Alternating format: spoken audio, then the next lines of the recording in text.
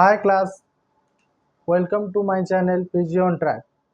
आज का लेक्चर है मेरा एम्फाइसीमा, जिसमें हम डिस्कशन करेंगे एम्फाइसीमा का डेफिनेशन, उसका कजेस, उसका स्टेजेस और उसका पैथोफिजियोलॉजी और उसका डायग्नोसिस मेथड और उसका management.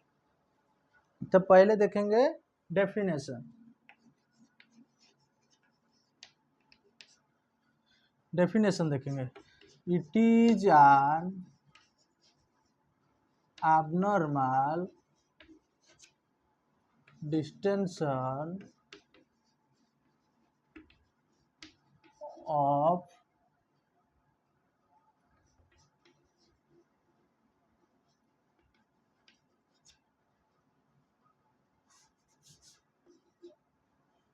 air beyond terminal bronchioles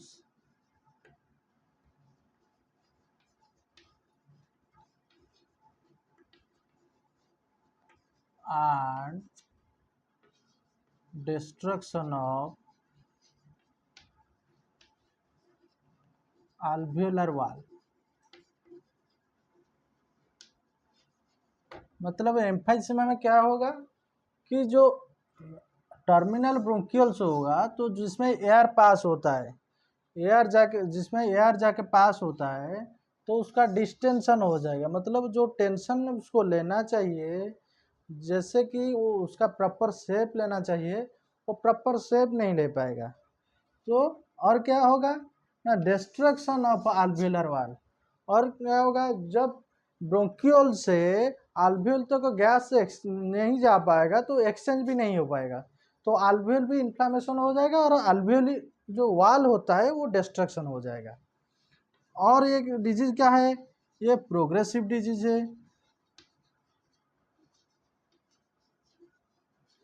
और लॉन्ग टर्म का डिजीज है।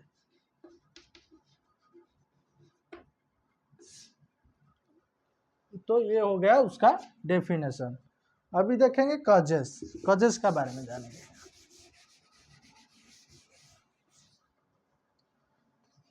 तो कजेस और इटियोलॉजी।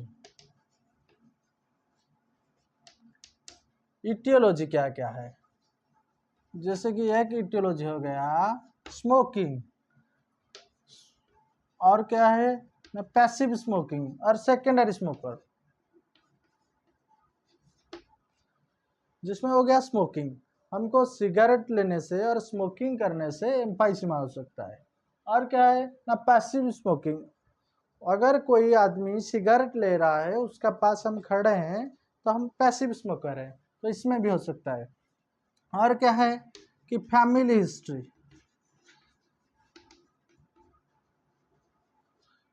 अगर फैमिली में किसी को पहले से हुआ है और किसी को भी है तो इसमें होने का चांसेस है, मतलब इसमें भी हो सकता है। और क्या है एयर पोल्यूशन, अगर एयर पोल्यूशन हो रहा है तो हमको दिक्कत हो रहा है, ब्रीदिंग में दिक्कत होगा, तो इसमें भी हमको एम्फाइसीमा हो सकता है। और क्या है कजेस, ऑक्यूपेशन एक्सपोजर,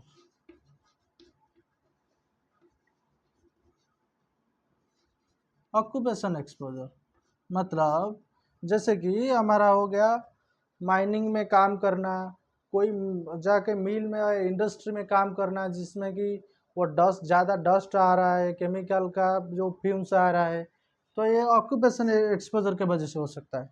और क्या है जो alpha 1 anti trypsin enzyme deficiency.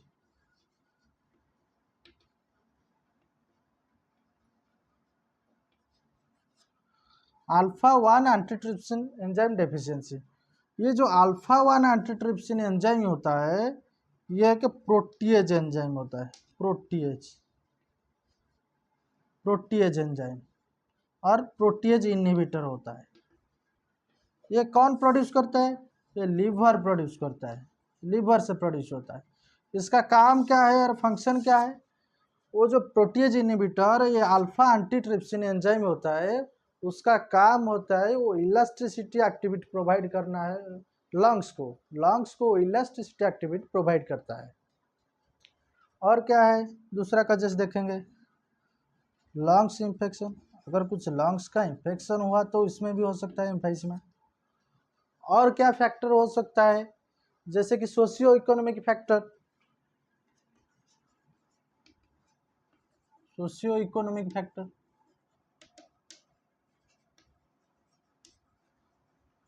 Socio economic. और अभी क्या देखेंगे, उसका स्टेजेस देखेंगे, एम्फाइसीमा का स्टेजेस क्या क्या है।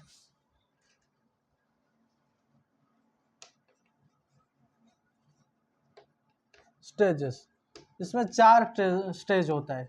स्टेज वन में क्या होता है, जो लंग्स का कैपेसिटी होता है वो 80% तक होता है। 80% मतलब अप्रोक्सीमेटली हेल्दी लंग है।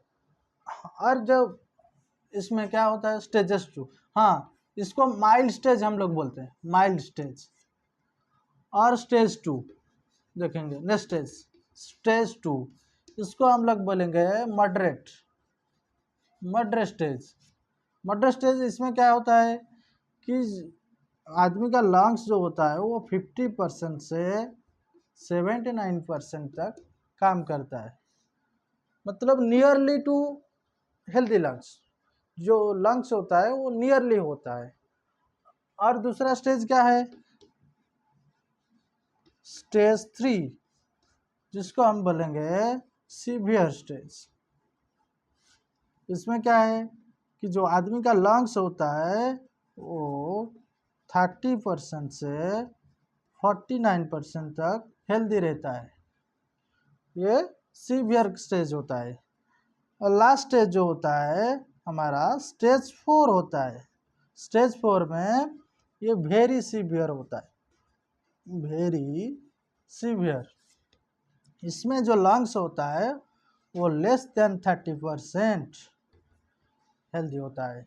मतलब 4 स्टेज हमको मालूम चल गया कि स्टेज 1, स्टेज 2 और स्टेज 3, स्टेज 4। अभी उसका पैथोफिजियोलॉजी हम देखेंगे, पैथोफिजियोलॉजी का बारे में बात करेंगे।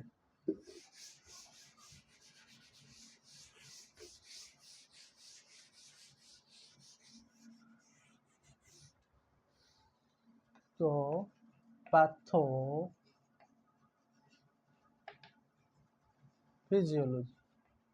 या पैथोफिजियोलॉजी, तो पैथोफिजियोलॉजी पहले देखेंगे।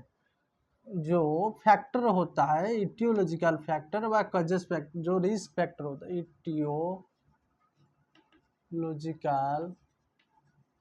फैक्टर, पहले इटियोलॉजिकल फैक्टर आया, उसका बाद में क्या होगा, इटियोलॉजिकल फैक्टर से अफेक्ट हुआ तो उसका क्या होगा ना, हाइपर इन्फ्लेमेबल अल्वियोली। इसमें इटियोलॉजिकल फैक्टर आ गया, उसका बाद क्या होगा ना, जो अल्वियोली होता है वो इन्फ्लामेशन होने लगेगा, धीरे धीरे इन्फ्लामेशन बढ़ेगा। इन्फ्लामेशन बढ़ने से क्या होगा, जो अनरेगुलेटेड टिश्यू होता है वो धीरे धीरे डिस्ट्रक्शन होने लगेगा और डैमेज होने लगेगा। ऑन रेगुलेटेड टिश्यू फैक्टर जो वो धीरे धीरे डैमेज होने लगा। और अभी क्या होगा ना, जो अल्वियोली का वाल होता है उसको डिस्ट्रक्शन होने लगेगा, डिस्ट्रक्शन ऑफ अल्वियोलार वाल। अभी क्या हुआ, तो अल्वियोलर वाल जो होता है वो डिस्ट्रक्शन होने लगेगा। तो अल्वियोली का वाल डिस्ट्रक्शन हो गया तो क्या होगा, उसमें धीरे धीरे गैस जो एक्सचेंज होता है, गैसियस एक्सचेंज होता है वो लॉस होने लगेगा। तो लॉस ऑफ गैसियस एक्सचेंज, अगर गैसियस एक्सचेंज कम होने लगेगा, लेस होने लगेगा, तो धीरे धीरे क्या होगा, जो ब्रोंकियल से हमारा जो एयर आता है वो धीरे धीरे ट्रैप होने लगेगा। रुकावट आएगा, एयर आएगा, एयर का आने से वो रुकावट चलेगा, तो एयर ट्रैपिंग हो गया। अभी एयर ट्रैपिंग हो गया। एयर ट्रैपिंग होने से धीरे धीरे करके टर्मिनल ब्रोंकियल्स जो होता है वो नैरोइंग हो जाएगा, वो धीरे धीरे क्लोज होने लगेगा, नैरो हो जाएगा, नैरोइंग ऑफ ब्रोंक्यूल्स। अभी क्या हो गया लास्ट में, एम्फाइसीमा हो गया, एम्फाइसीमा। तो हमारा पैथोफिजियोलॉजी हो गया। अभी उसका जो क्लिनिकल फीचर्स है, जो साइन एंड सिम्टम है, वो उसको हम डिस्कशन करेंगे उसका बारे में।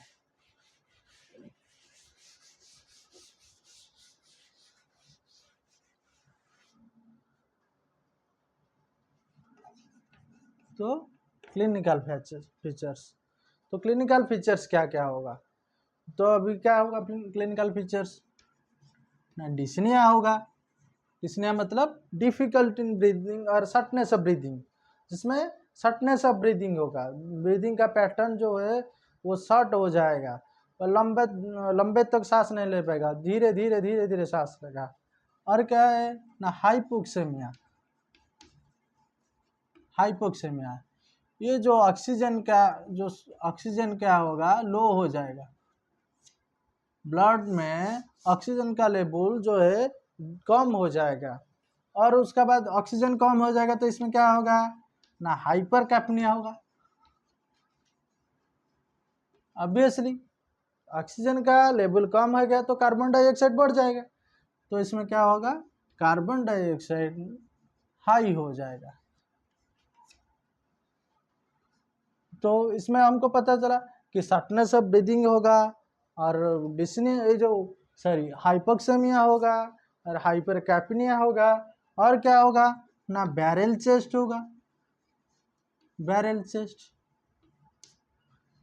बैरल चेस्ट क्या है, पहले उसको थोड़ा सा उसको देखेंगे। बैरल चेस्ट क्या है, जो एंटीरियर पोस्टीरियर डायमीटर होता है और ट्रांसवर्स का डायमीटर होता है,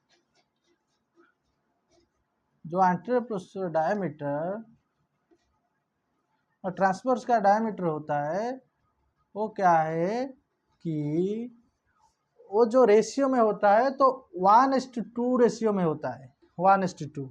अगर ये है नॉर्मल चेस्ट, नॉर्मल चेस्ट, इसमें अगर हमको बैरल चेस्ट हो जाएगा तो जो एंटीरियर पोस्टीरियर डायमीटर और जो ट्रांसवर्स डायमीटर होता है ना, उसका रेशियो 2:1 हो जाएगा। एंटीरियर पोस्टीरियर डायमीटर 2 हो जाएगा और ट्रांसवर्स डायमीटर 1 हो जाएगा, जिसमें कि बैरल चेस्ट हो जाएगा। और क्या होगा, दूसरा क्लिनिकल फीचर्स क्या है ना, क्रोनिक कफ होगा, पेशेंट को क्रोनिक कफ होगा, लंबे समय तक वो खांसी रहेगा। और क्या होगा, स्पुटम प्रोड्यूस करेगा, स्पुटम आएगा, उसमें स्पुटम में ब्लड भी आ सकता है। और क्या होगा ना, मॉर्निंग हेडाक होगा, इसमें मॉर्निंग हेडाक भी आएगा।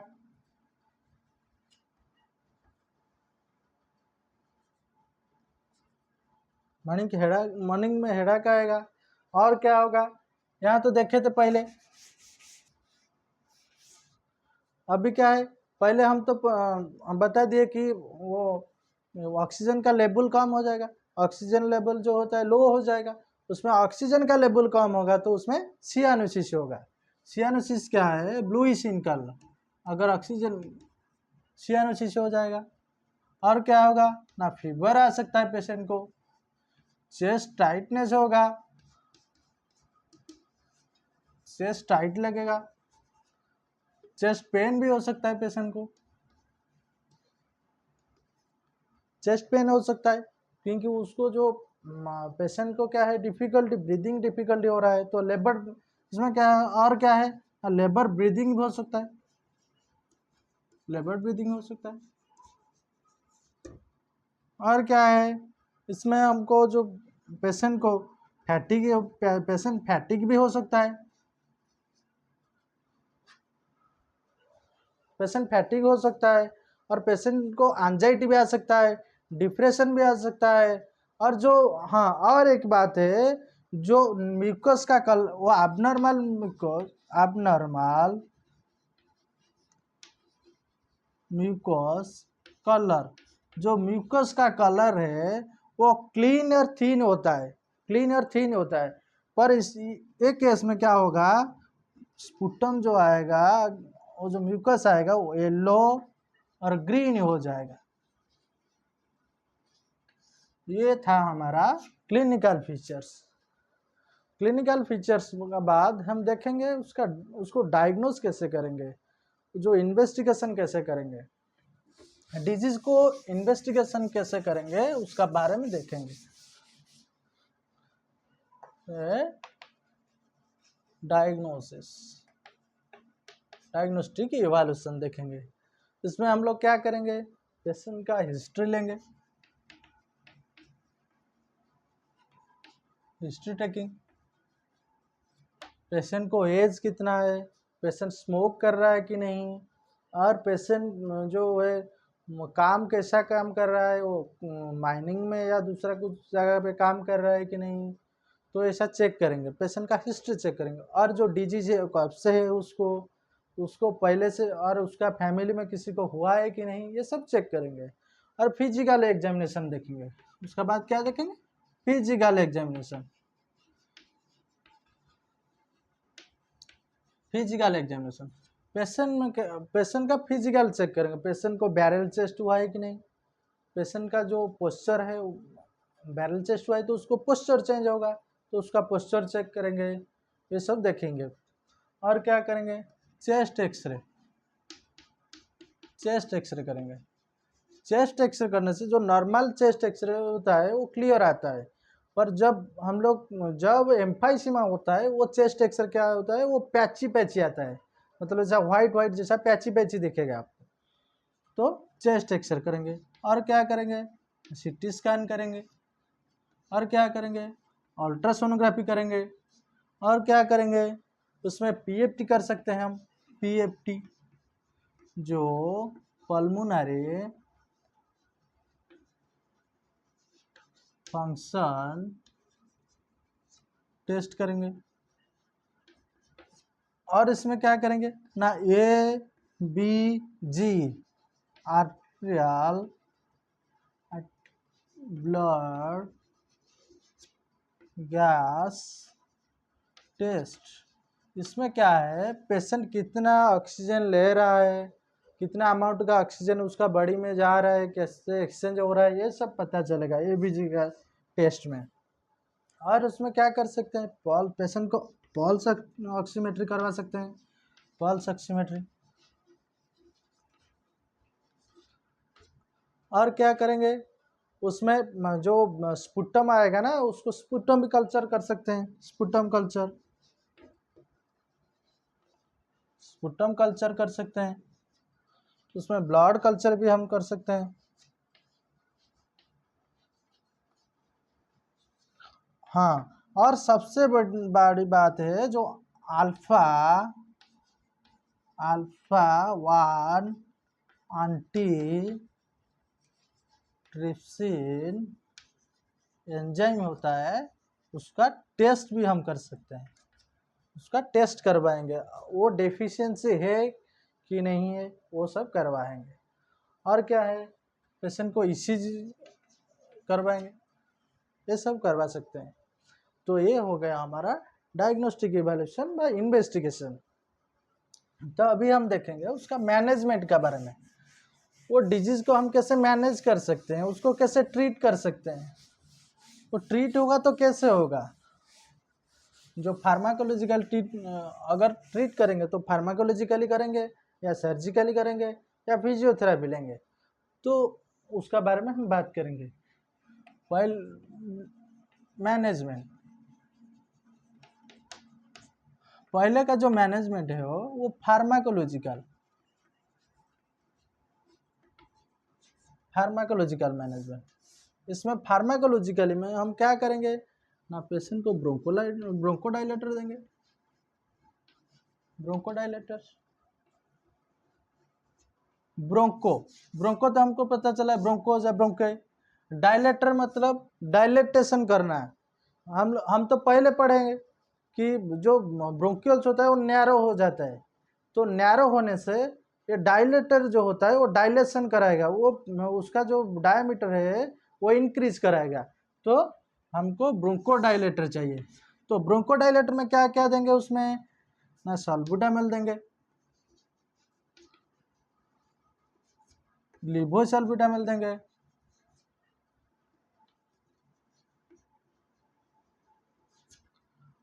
और क्या देंगे ना, जो जो ये होता है टर्बुटालिन देंगे, टर्बुटालिन। और क्या है डेरिफाइलिन, और क्या है थियोफाइलिन, और क्या देंगे जो फॉर्मेटरल, फॉर्मेटरल दे सकते हैं। मतलब ये सब ब्रोंकोडाइलेटर देंगे। और उसका बाद क्या देंगे हम ना, जो कॉर्टिकोस्टेरॉइड देंगे। कॉर्टिकोस्टेरॉइड से क्या होगा, पेशेंट को जो रिलैक्सेशन मिलेगा वो मतलब रिलीज कर पाएगा एयर बराबर। तो उसमें क्या देंगे ना, कॉर्टिकोस्टेरॉइड देंगे।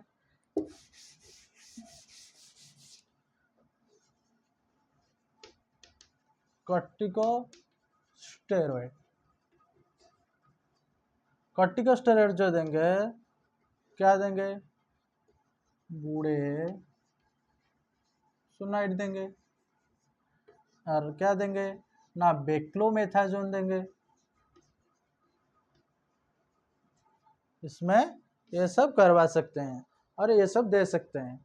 और क्या है, पेशेंट को इन्फ्लामेशन हुआ है तो एंटीबायोटिक ऐड कर सकते हैं, एंटीबायोटिक्स। एंटीबायोटिक्स में क्या है ना, अजिथ्रोमाइसिन, क्लारिथ्रोमाइसिन,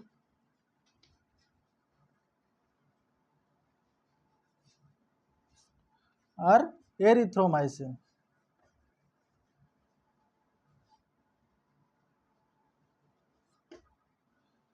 और क्या है, पेशेंट को इनहेलेशन करने के लिए देंगे, इनहेलेशन। और नेबुलाइजिंग भी करेंगे, नेबुलाइजिंग, नेबुलाइजेशन करेंगे।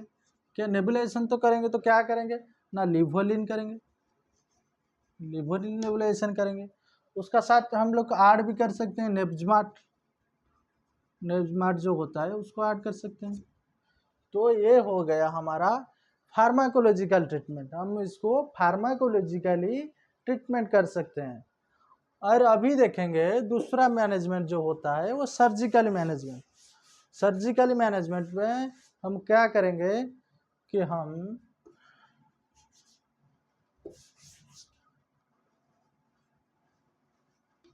सर्जिकल मैनेजमेंट, सर्जिकल में लंग्स वॉल्यूम रिडक्शन कर सकते हैं। लंग्स का जो वॉल्यूम है उसको कम करवा सकते हैं। वो कम करने से क्या होगा कि पेशेंट को थोड़ा आराम लगेगा। और क्या होगा ना, लंग ट्रांसप्लांट कर सकते हैं, ट्रांसप्लांट भी कर सकते हैं इसमें। और क्या है, बुलेक्टोमी कर सकते हैं, बुलेक्टोमी, जो बुलाई होता है उसको निकाल देंगे। निकालने से क्या होगा, पेशेंट को कुछ आराम लगेगा और गैसियस एक्सचेंज बराबर हो पाएगा, स्ट्रेस कम हो जाएगा पेशेंट को। ये हो गया हमारा सर्जिकल मैनेजमेंट। और इसमें जो बात है वो है फिजियोथेरापी मैनेजमेंट। फिजियोथेरापी, फिजियोथेरापी में हम क्या करेंगे, चेस्ट पीटी करेंगे, जैसे कि ऑक्सीजन थेरापी दे सकते हैं,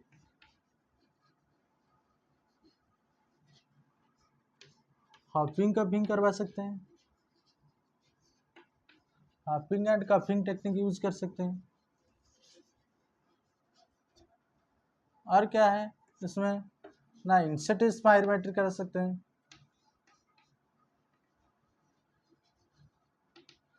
इंसेट स्पायरोमेट्री करवा सकते हैं। और क्या है ना, ब्रीथिंग एक्सरसाइज, जो ब्रीदिंग एक्सरसाइज होता है वो ब्रीदिंग एक्सरसाइज हम करवा सकते हैं। ब्रीदिंग एक्सरसाइज में क्या है ना, फोर्सली ब्रीदिंग, डायफ्रागमेटिक ब्रीदिंग,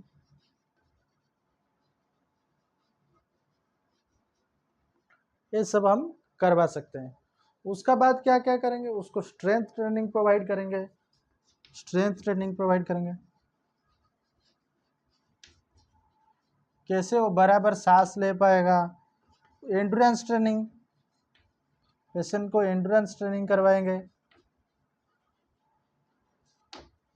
पेशेंट को एंड्योरेंस ट्रेनिंग करवाएंगे। और क्या करेंगे इसमें, अगर ज़्यादा म्यूकस प्रोडक्शन हो रहा है तो उसमें क्या करवा सकते हैं ना, सक्शनिंग करवा सकते हैं। सक्शनिंग करवा सकते हैं। और क्या करवा सकते हैं उसमें ना, पेशेंट को पोजीशनिंग करवा सकते हैं।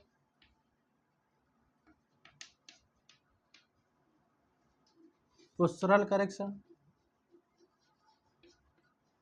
क्योंकि इसमें जो हुआ है कि एम्फाइसीमा होकर पेशेंट को बैरल चेस्ट हो जाएगा, तो बैरल चेस्ट को हम लोग क्या करना है, वो कि पोस्चरल डिफॉर्मिटी है, उसको करेक्शन करना पड़ेगा।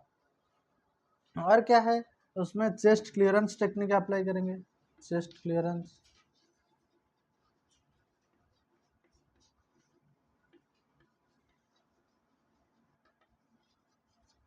चेस्ट क्लियरेंस टेक्निक अप्लाई करेंगे। ये सब हम लोग मैनेजमेंट करेंगे। तो कौन सा मैनेजमेंट, यह फिजियोथेरेपी मैनेजमेंट। तो ये हो गया हमारा मैनेजमेंट, डिजीज का मैनेजमेंट हो गया। अभी और एक इम्पोर्टेंट बात देखेंगे, अगर हम लोग ट्रीटमेंट नहीं किए तो उसमें क्या कॉम्प्लिकेशन आ सकता है। अगर किसी भी पेशेंट को ट्रीटमेंट बराबर नहीं हुआ, तो ट्रीटमेंट नहीं किया, तो उसमें क्या क्या आ सकता है कॉम्प्लिकेशन।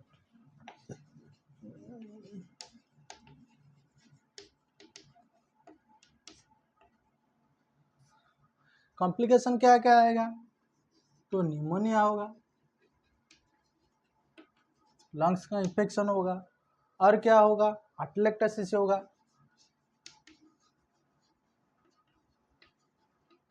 न्यूमोथोरैक्स होगा, पेशेंट का लंग्स में एयर फील हो जाएगा, एयर भर जाएगा। और क्या होगा, एयर एक्यूमुलेशन होगा। और क्या है ना, सबक्यूटानियस एम्फाइसीमा हो सकता है।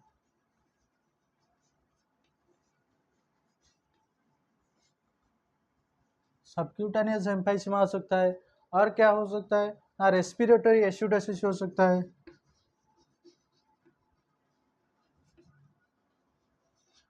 रेस्पिरेटरी एसिडोसिस हो सकता है। रेस्पिरेटरी फेलियर भी हो सकता है आगे जाके, रेस्पिरेटरी फेलियर हो सकता है। और क्या हो सकता है ना, कार्डियक फेलियर हो सकता है। कार्डियक फेलियर भी हो सकता है। तो ये हो गया सारे कॉम्प्लिकेशन, ये तो कॉम्प्लिकेशन हो गया। अभी उसका देखेंगे प्रिवेंशन, पेशेंट क्या क्या प्रिवेंटिव प्रोसीजर फॉलो करेगा। तो इसमें देखेंगे प्रिवेंशन, क्या क्या सतर्कता अवलंबन करेगा।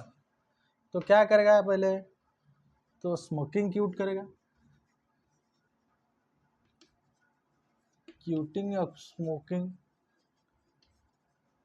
Quite of smoking, patient smoke नहीं करेगा। और क्या है, अगर कोई ऑक्यूपेशन एक्सपोजर है उसको, तो माइनिंग वगैरह में काम कर रहा है, तो उसमें क्या करेगा, तो मास्क यूज करेगा। अगर एयर पोल्यूशन है ज़्यादा तो उसमें भी एयर मास्क यूज करेगा। और क्या होगा, पेशेंट को खुद को ज़्यादा न्यूट्रिटिव सपोर्टिव लेना चाहिए। और क्या है कि पेशेंट को अगर कोई सिगरेट ले रहा है उसके पास खड़ा नहीं होना चाहिए, ये सब देखना पड़ेगा।